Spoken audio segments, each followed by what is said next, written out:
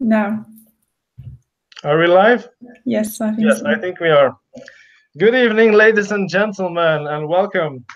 This is Wienand. I am an INFJ, and today I would like to do what I guess is essentially an interaction video.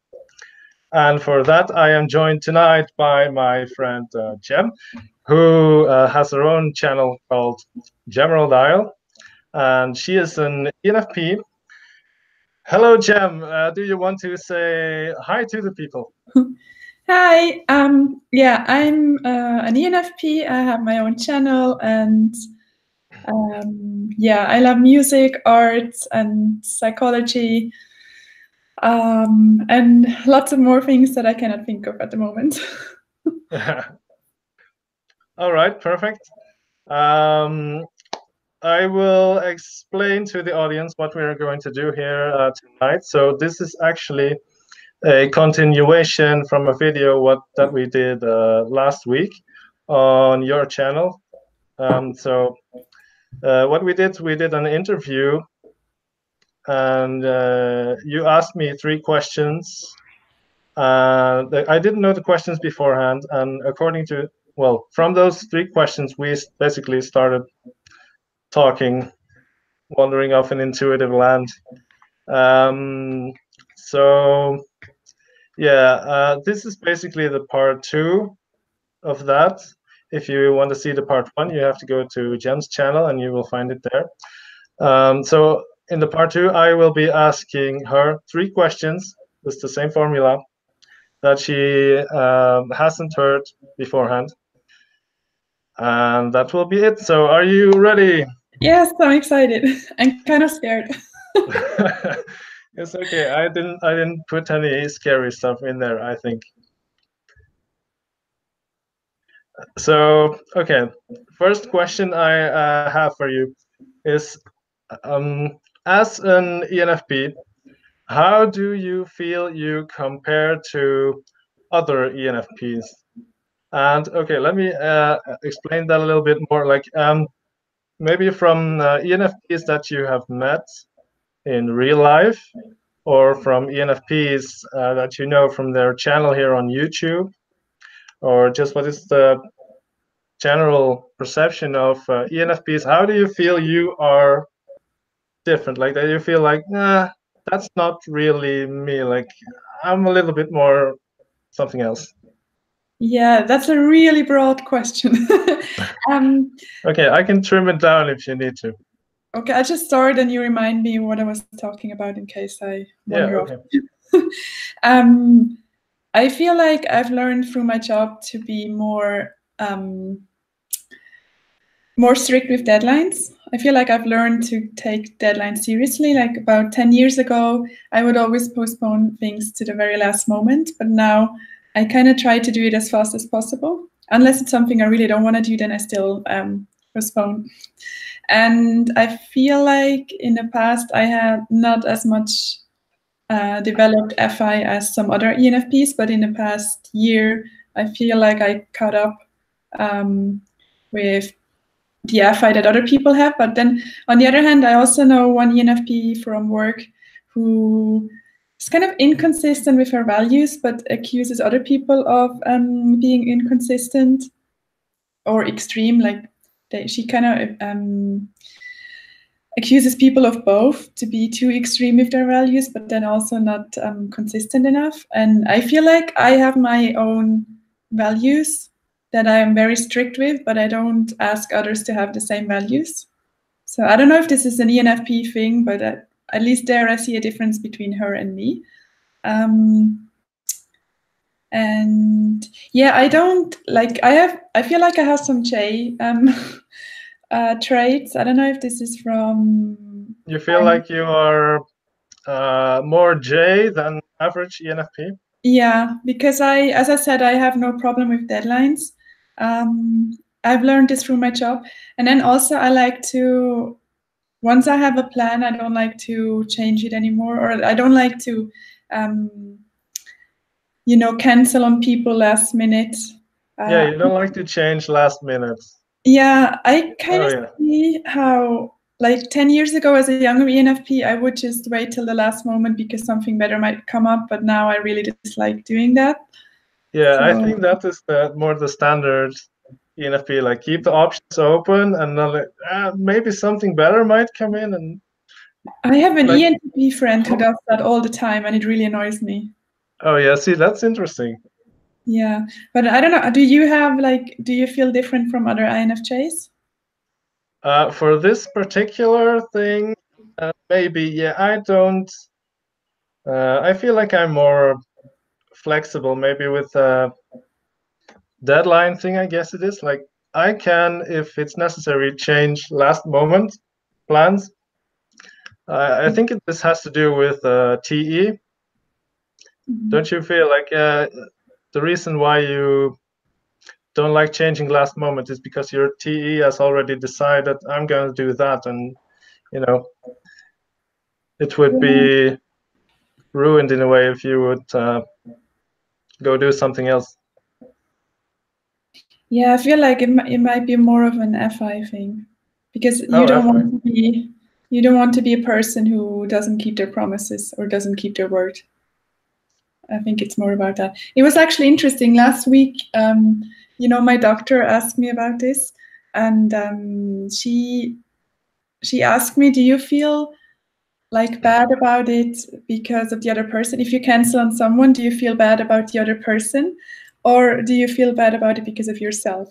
And for me, yeah, of course I do feel bad for the other person, but the worst thing is that I would hate myself because then I cancel and I don't want to be the person. So I told her it's mainly because of myself, which is kind of selfish, but I think it's how FI users work.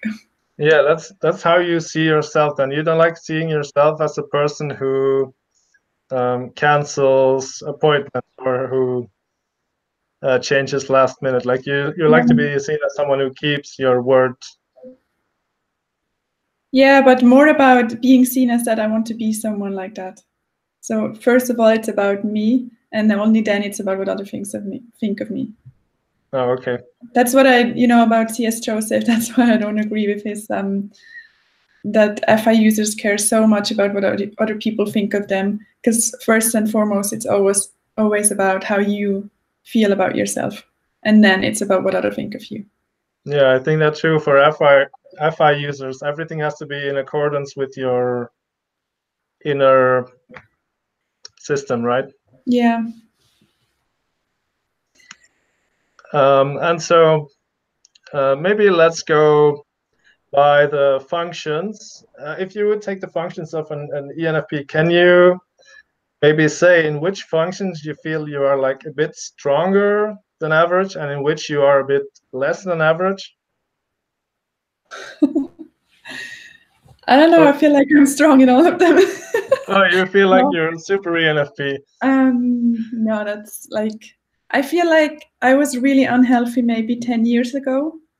But now in the past year, because of all the ups and downs, I feel like I had to become more aware of my values. I was really lacking FI compared to other ENFPs until 2017.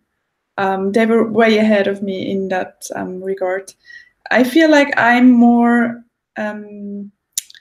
like I have my TE more developed because of my job, because I have deadlines every week that I have to keep.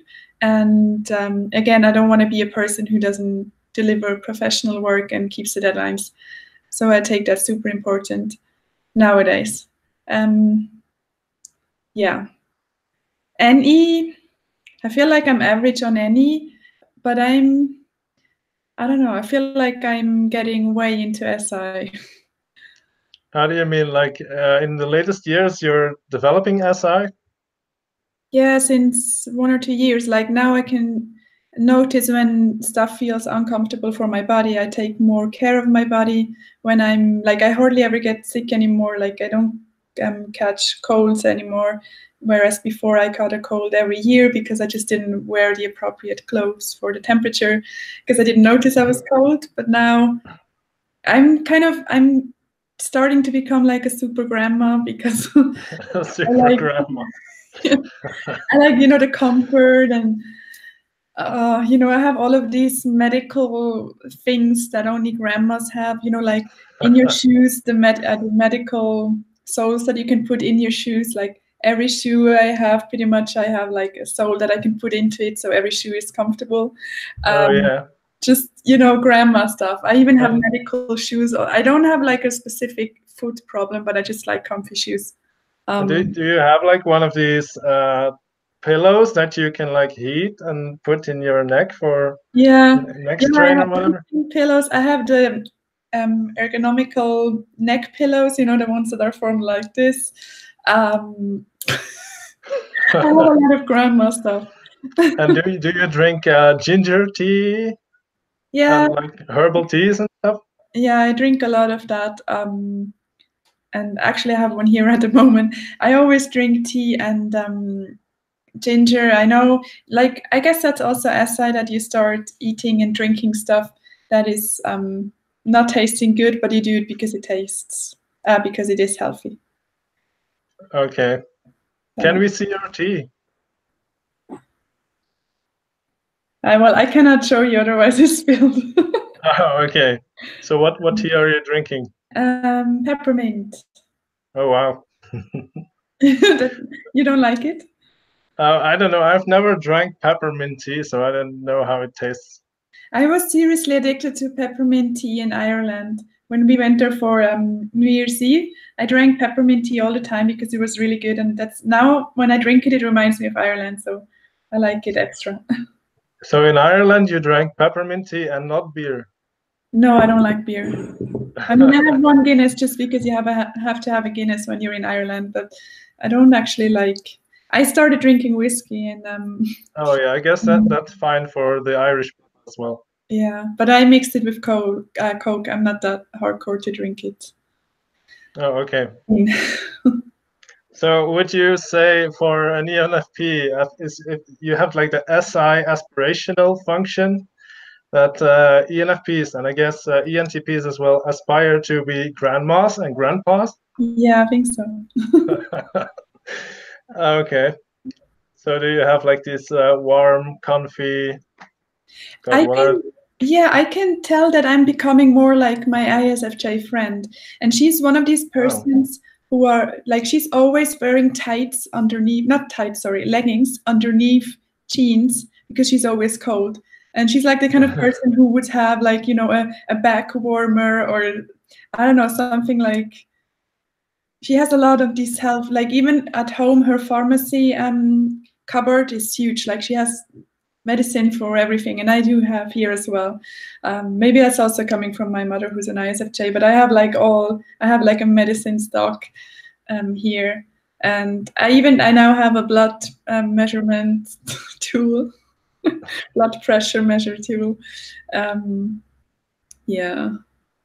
Yeah, it's good to be prepared for everything. You never know when it comes. Yeah. That's SI mindset, right?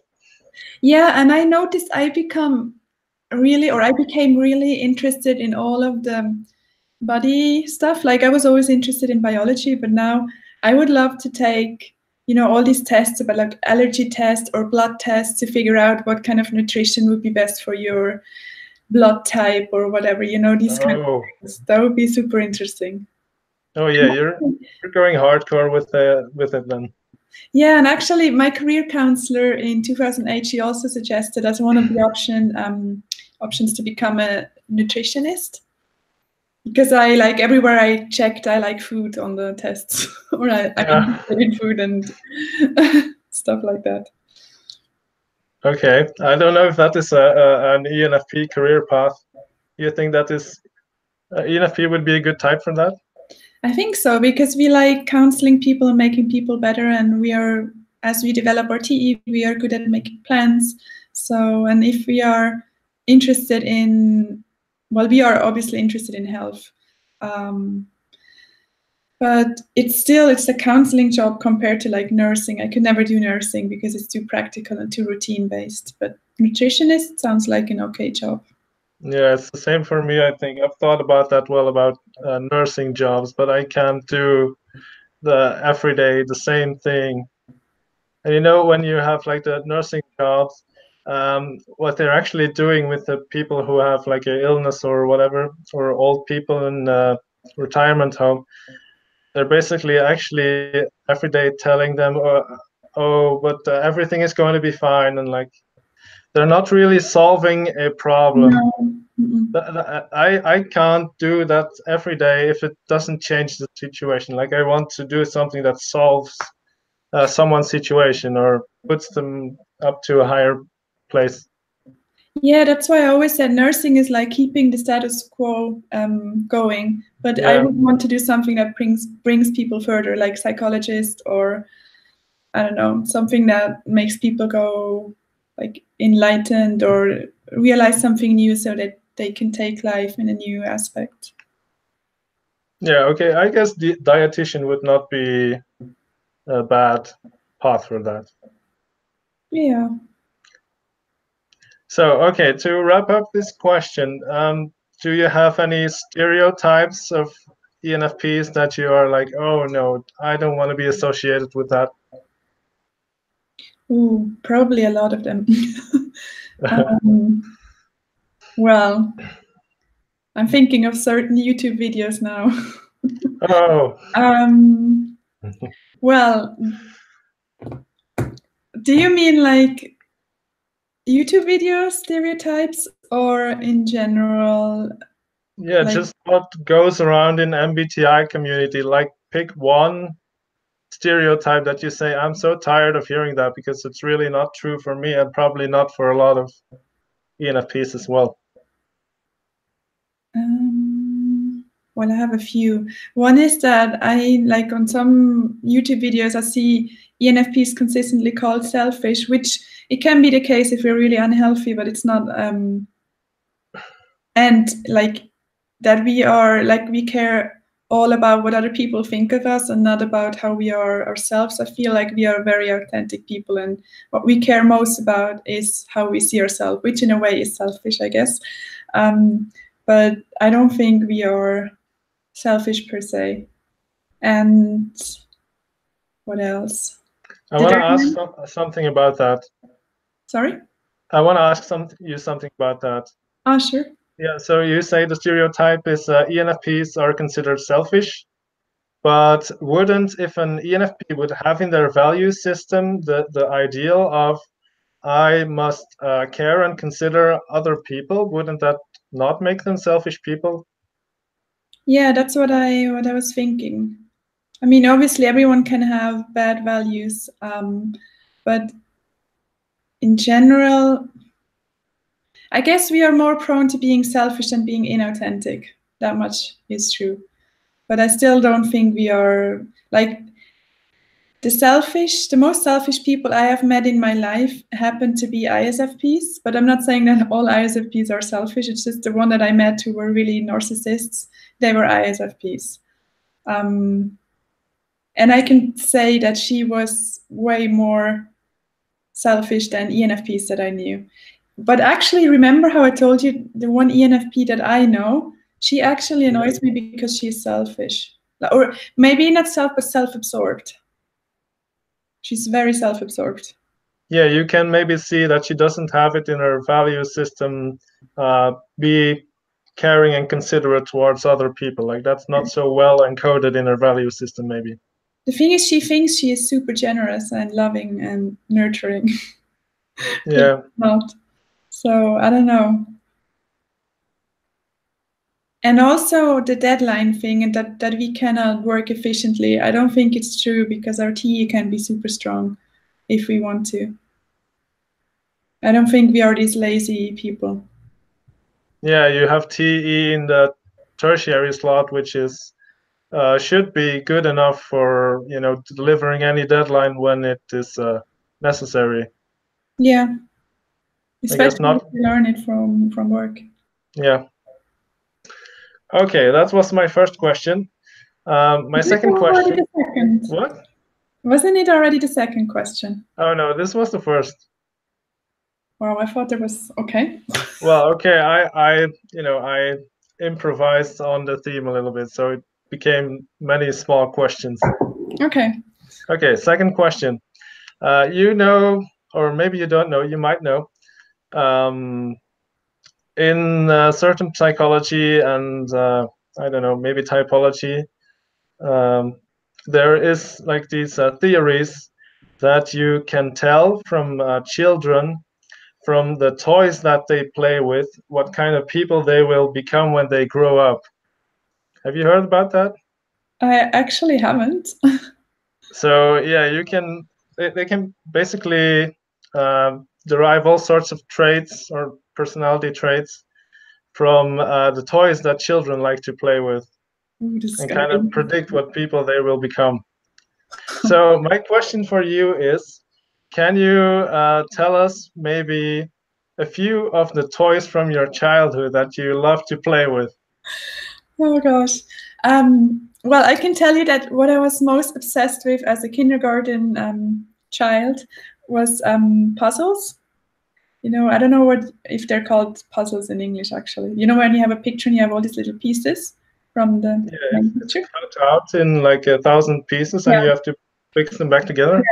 Every day in kindergarten, I used to do a puzzle, and I always started with the same one. I was a parrot, and I remember that my mother told, my kindergarten teacher told my mom that she had never seen a child who did puzzles as fast as me. So I'm wondering if it's at Eddie, and also because my ISFJ friend, who is now struggling, like she finds it super relaxing to do puzzles. She started doing puzzles 2 years ago. She never did them before, never as a child, but now, so that like makes me wonder if it's inferior Annie now starting to develop in her. That's one thing, and I always loved stuffed animals. Like I never had, well, I had, my mom told me this, I don't remember, but apparently I wanted one of these Barbie, like one of these dolls that made a noise, you know, that started crying, and then you had to Oh put yeah. So a baby that has like different functions. Yeah, and then I got this, and it always screamed. And when it Oh, started screaming, I like threw it around, and I started crying as well because I didn't like it. Drove me crazy that it was crying all the time. So other than that, I was never like I never had any Barbies or like dolls. I always played Lego with my brother. oh yeah. He had these little cars. But it's actually interesting that you mention it because my brother, he would always play by himself. Like he was very focused on what he was doing and he didn't notice anything around him. And we had this huge carpet of, you know, like roads, and he drove with the cars, the little cars on it. And Oh then yeah, those mats that have like a pre-drawn traffic on them, like yes, a city, and you can drive around with your little cars. yes, Yeah. exactly. And then sometimes we would get in a fight because he was like, "You cannot park here," and I'm like, "Yes, this is a parking zone." Like we would just made up our own rules, and we both lived in our like world. And yeah, I did a lot of that with him, but he was also kind of mean sometimes. When he got bored, he would just like throw stuff at me. Like he would throw the little cars at me, and then I would start crying and go to mom and tell her all about it. So that's usually how it ended. Like at some point it, yeah, but What type is your brother? he's INFJ, and he played always by himself, and then I went over to yeah, to like accompany him. But he was fine playing alone for hours in the corner, and I was like way more alive than he was. Yeah, you wanted someone else to play with, and he wanted to be by himself. He actually let me play with him when I wanted to join, usually, but he was still kind of, even while playing with me, he was still in his world, and he didn't Yeah. mind playing alone, whereas I was kind of an attention whore as a child. And also, you know, my mom, she actually, they had this video camera when we were younger, and then she would ask us to like, or my dad actually was usually the one filming, and yeah, I was like super an attention whore in front of the camera. And my brother couldn't care less.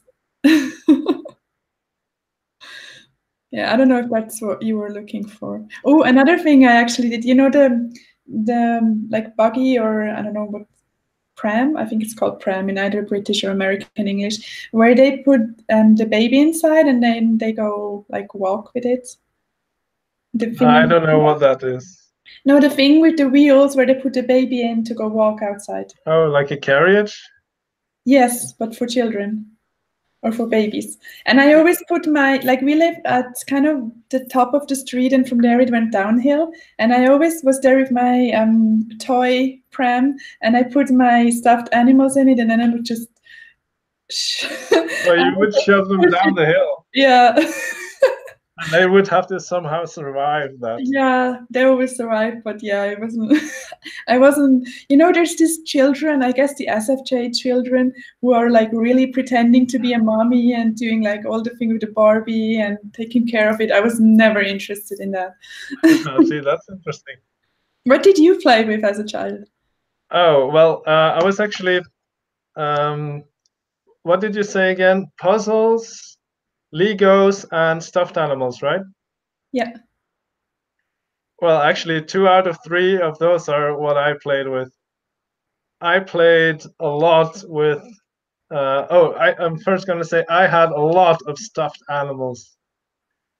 I don't know, should I say, I think I had over 50 stuffed animals. Yeah, probably. I had similar. Yeah. You know, actually, I give all of those stuffed animals, they all had their own personality.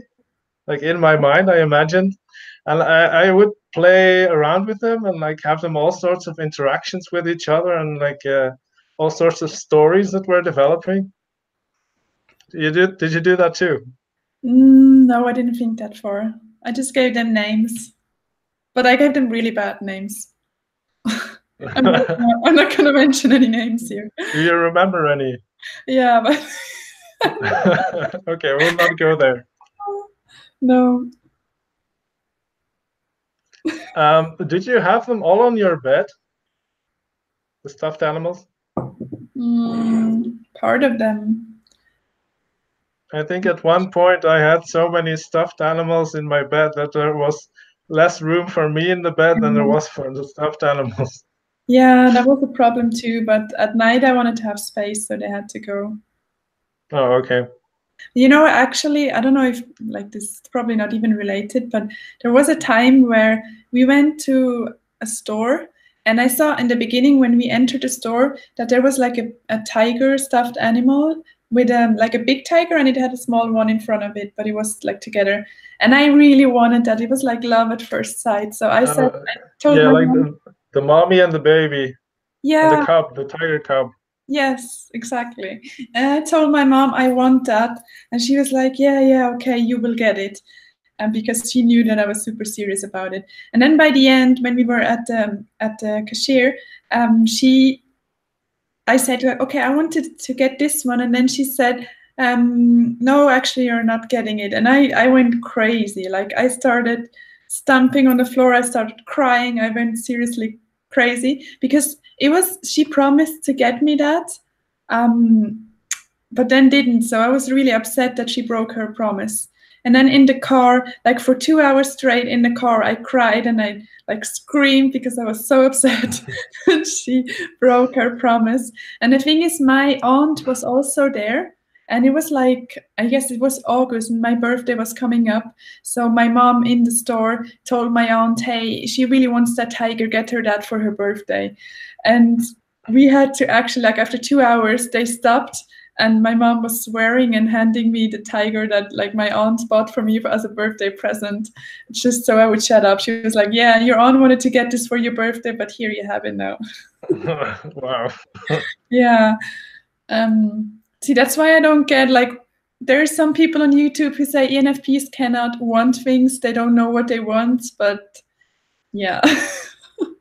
Oh yeah, I wouldn't agree with that. No. I mean, with people saying that ENFPs don't know what they want,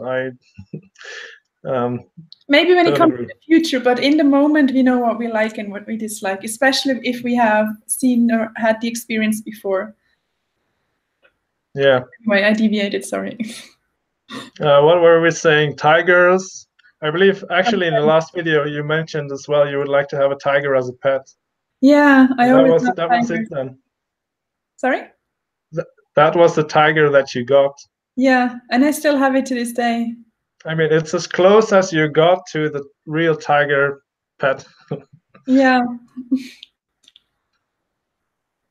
Let's say, oh yeah, I was going to say Legos. I played a lot with Legos. I love those. And Did, you know what they say about Legos? It's like this. If you like to play with Legos, it's you have like a brain of a scientist ooh. or like an engineer, and you grow up to be that. Well, So that I didn't guess work for me. you know you have all these other sorts of mechanical construction toys. Yeah, I guess that would align a little bit with INTPs, like how INTPs would love that. Yeah, but you know, Ed Sheeran, he's an INFP, and he, well, at least I think he is an INFP. People claim he is ISFP, but have you seen how he dresses? Seriously. And he loves to play with Legos. He even has songs written about Legos. He's obsessed with them. He And has songs about Legos.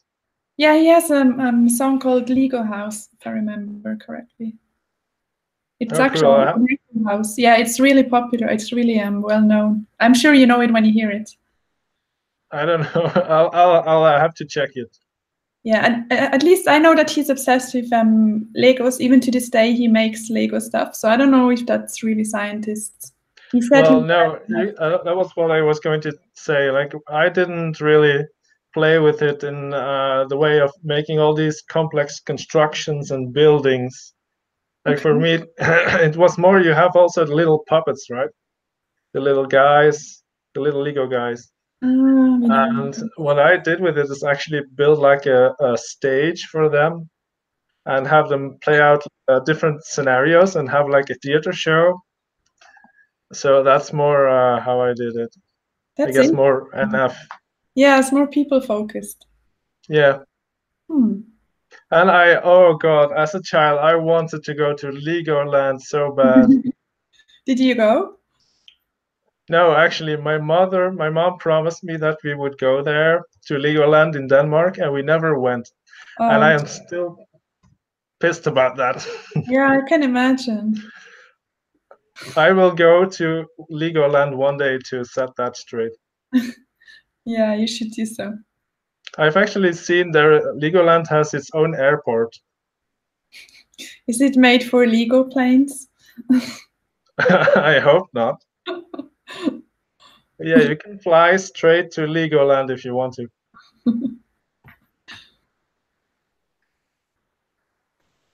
So I guess that's the second question. Anything more about toys you want to say? Otherwise, No. okay.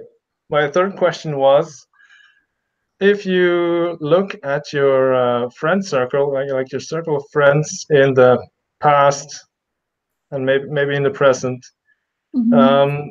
thinking of like the people who were your best friends, like the people that you got along best with, Mm-hmm.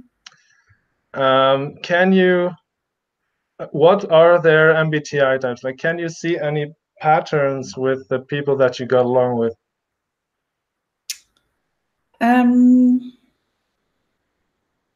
Yeah, I mean, most of them were N types. I guess the friend that I've been friends with the longest is an INFP because I've known her since, wow, secondary school. And there was another friend that was probably ENFP that was on and off a lot of the time. But while we were friends, it was amazing. But actually, I had to cut her off because she kept disappointing me. She kept doing changing plans at the last second thing. And I told her several times, if she does that, if she keeps doing that, then I just can't be friends anymore.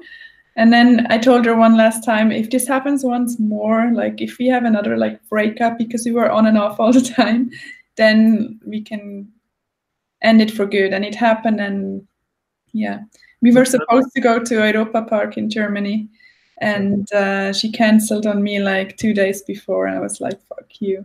That's actually what you said in the beginning of the video with how you differ from other ENFPs. Like you don't Yeah, like to change last minute.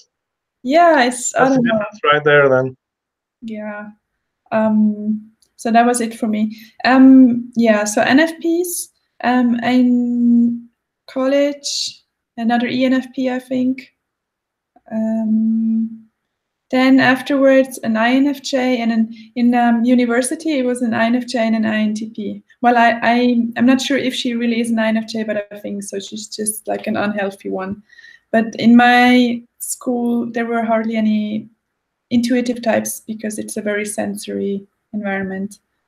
But yeah, INTP and INFJ, and at law school an ENTP, and some guy that is really was really weird, but I don't know if, like, we were kind of a group of friends, ENTP girl, I and her, and him, and he was some introverted, I don't know, he was really into photography and, like light techniques, I don't know.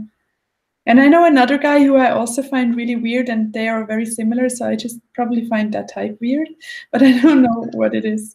But were you friends with them, like good friends? Yeah. Or? Well, at university it was always the three of us hanging out, and well, there were some others that were, I don't know. An ENTJ was also a really good friend of mine. ENTJ girl, like I really liked her. And now at my job, it's I don't know what type she is. She's probably ESFJ, and I cannot take her in huge doses, but if we are like every now and then, we get along great.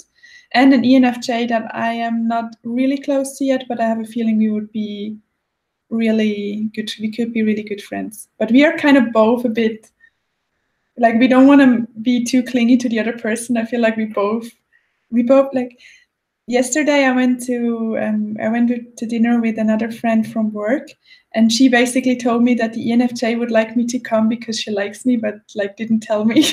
And I have the same feeling about her. I don't know, it's really weird. Oh, you both wanted to go to the dinner, but you were both too like. No, it was about the concert thing, Oh. And I said I probably won't come, and then this girl from work told me that the ENFJ would actually really like me to come because she likes me, or like she thinks highly of me or whatever, and she doesn't want the other girl to come, like she would prefer me to come. And I hope they never see this video, otherwise I'm screwed. Okay. So yeah, I'm hearing you say actually almost only intuitive types, like there's almost no sensors in your story. The or were there? friend of my mom is also a really cool woman, but she's already like 60, so she's pretty developed. And I get along fab with her, like especially for holidays, we are really on the same. Okay, so that's an ESFP. Yeah. And in the past, like no sensors? Not really. Oh, another ENFP. Actually, at campus, I shared a room with an INFP and an ENFP, and we had our own world inside that room. Like, we would write novels about each other, where the other person is the main character, and then you would just pretty much make their dream come true in the novel. And we had our secret codes, and it was pretty. Yeah, we had our own little world in that. Oh room. Yeah, I can imagine. That was should have been total NEFI. Yeah, that was super. Wonderland. Yeah.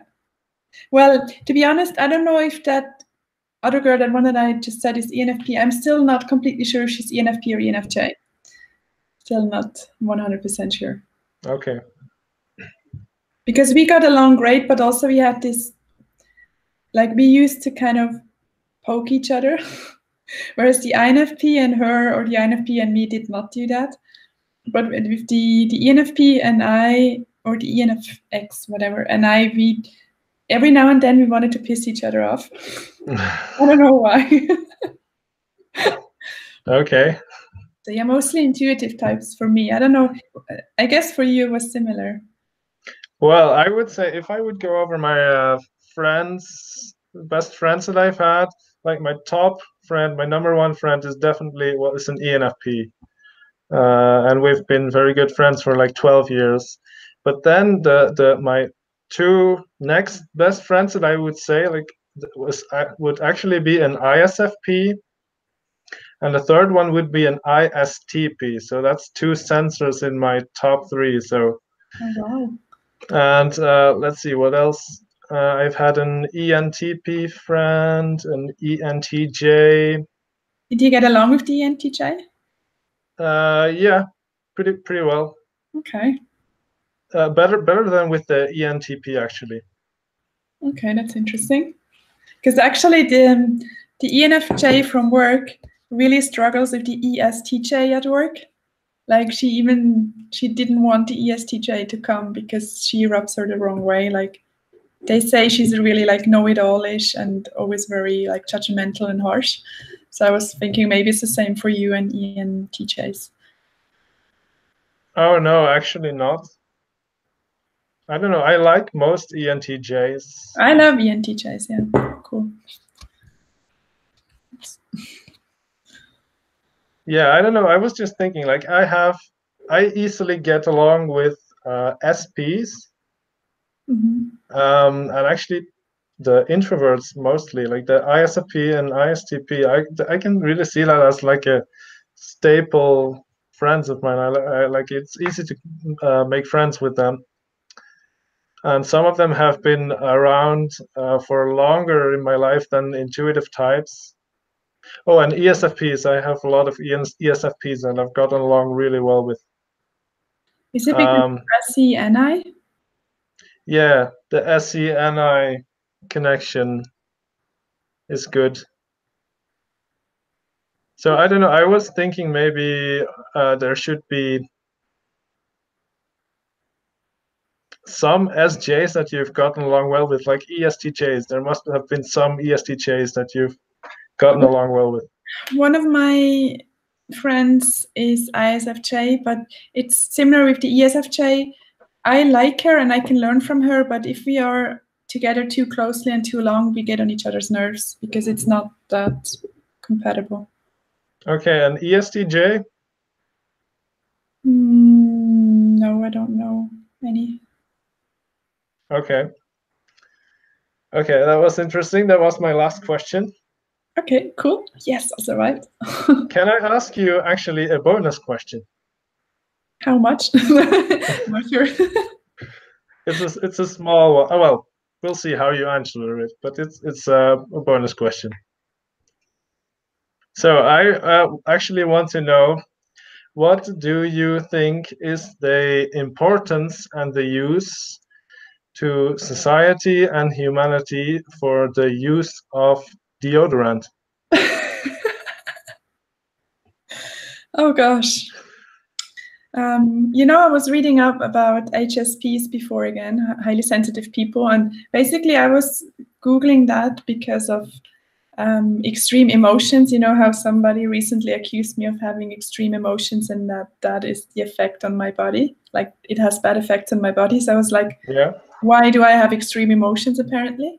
And then I came to this website about HSPs, and there it said that they are really focused on, like they really notice bad smells, lights, sounds. And it's true, like, at a train station when a train arrives and it makes this squeezing, squeaky, I don't know, noise, I cover my ears and I don't see anyone else cover their ears, but it really, especially at the moment, it really bugs me. And the same at home when we have dinner and the light, I always tell my mom, can we dim the light because it's so bright?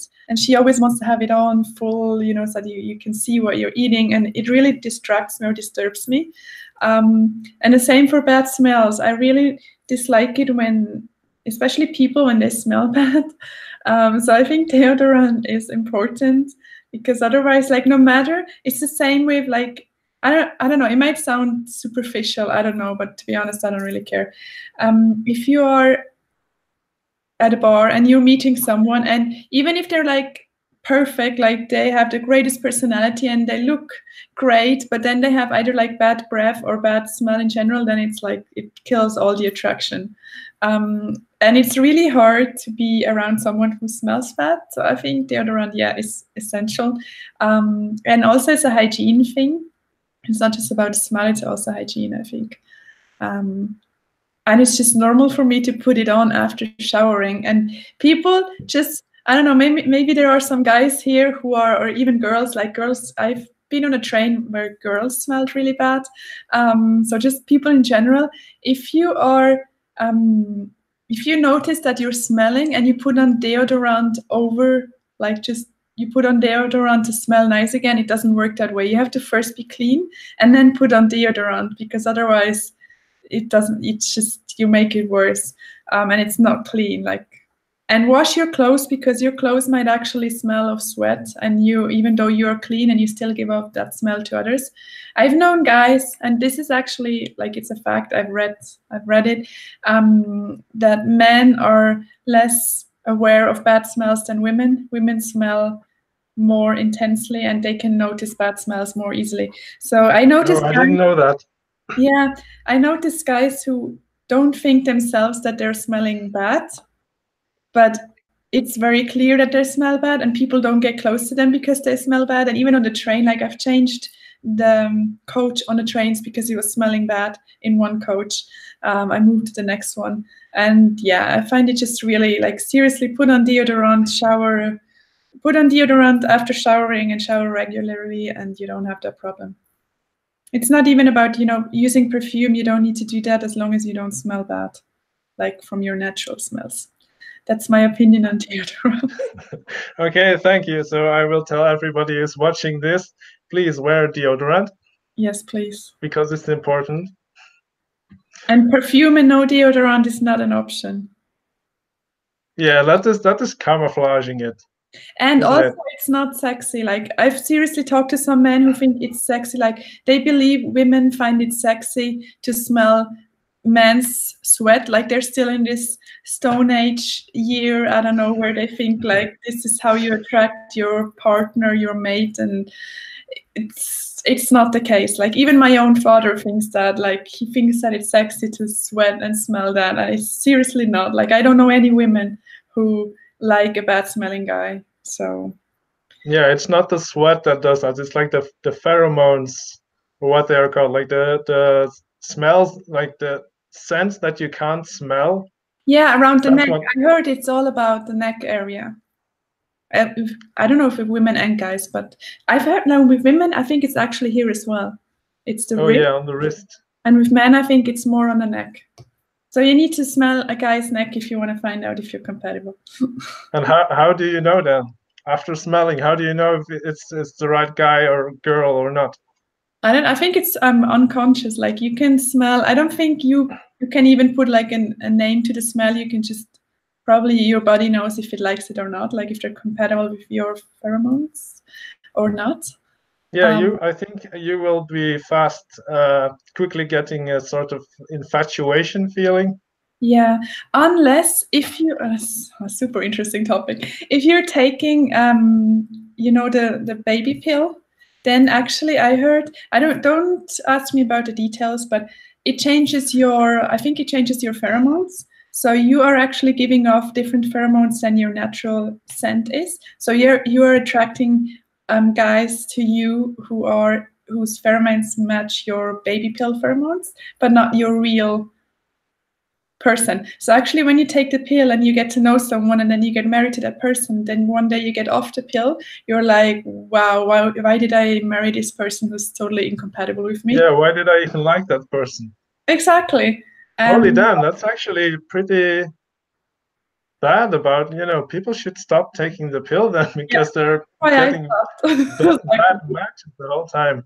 Yeah, and this just does a lot of creepy stuff to your body, I think.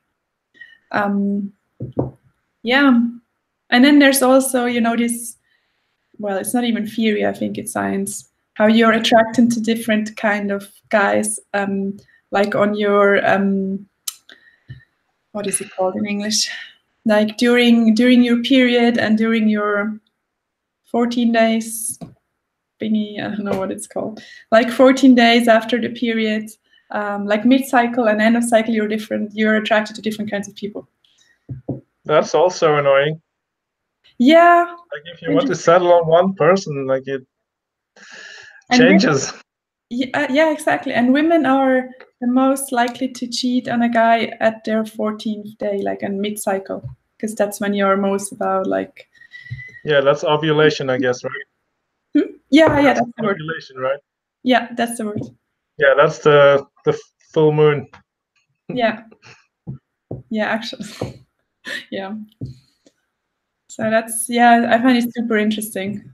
Yeah, me too, actually. So, I didn't know that about the smelly stuff. I have things to think about now. okay. Okay, so those are my questions.